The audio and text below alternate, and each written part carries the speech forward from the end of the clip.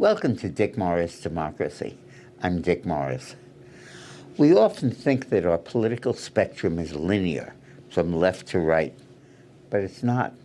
The spectrum, like the world, is round.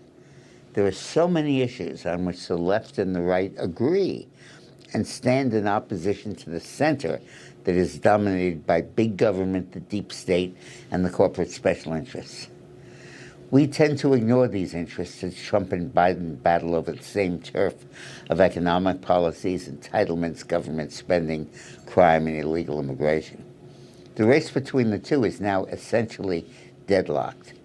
In the last 2 years of monthly polling, John McLaughlin, my guest today, has shown Trump with a consistent but narrow lead over Biden. Last week he was 4 points ahead, as he's been almost every month since we cut and ran from Afghanistan.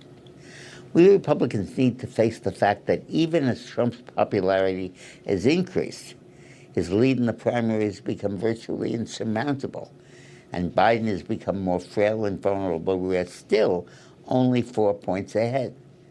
We need to break this deadlock, and we can do so by embracing new issues that attract Democratic and independent voters who oppose in common the establishment deep state thinking of Biden and his followers.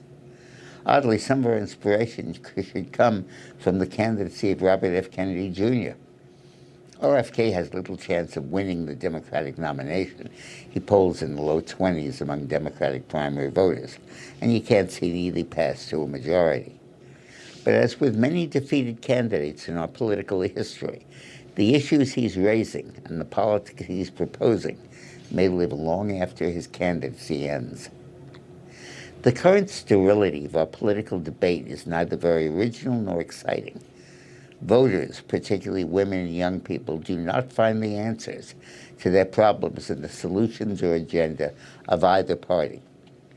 But Kennedy is calling our attention to a host of issues that have either been ignored or consigned to the fringes of our politics and denied any serious consideration. When Kennedy rails against big tech, big pharma, big agriculture, and the deep state, he's finding a willing audience and an open mind in guess who? Donald Trump. These insights and ideas may do much to give new relevance and new substance to our political dialogue. Trump is the only figure on our political stage who can use these new issues.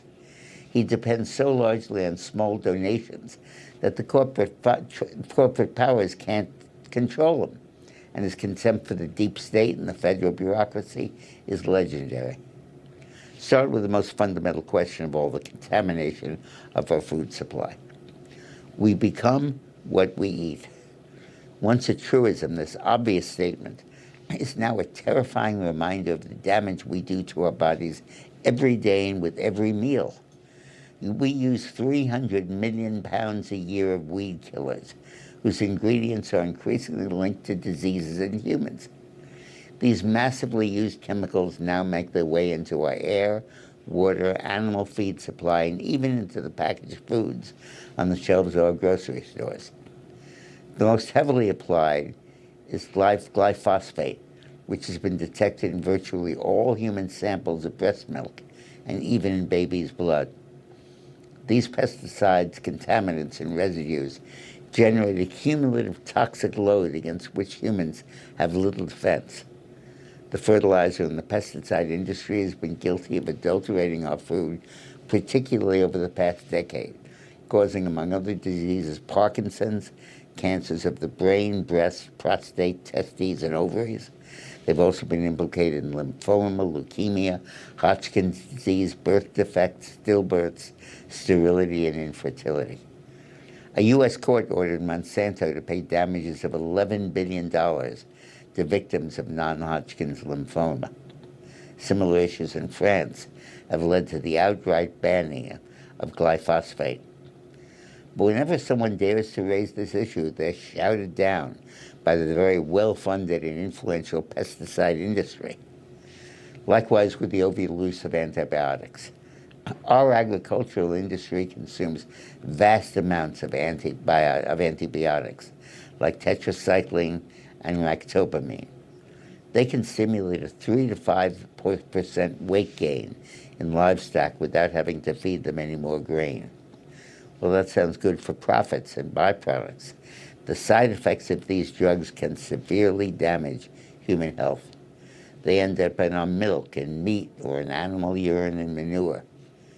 The excessive and incautious practice allows antibiotic-resistant germs to evolve. Once these superbugs enter the environment and the food supply, they can lead to untreatable infections in people. The drugs also end up in manure lagoons, some acres across and 6 feet deep. These open cesspools contain heavy metals, pathogens, and antimicrobials that are then sprayed back onto cropland. But nobody in politics talks about these issues until Kennedy came along. The pharmaceutical and pesticide industries pounce on anyone who tries to speak the truth and use ridicule and mockery to push him beyond the pale of political dialogue.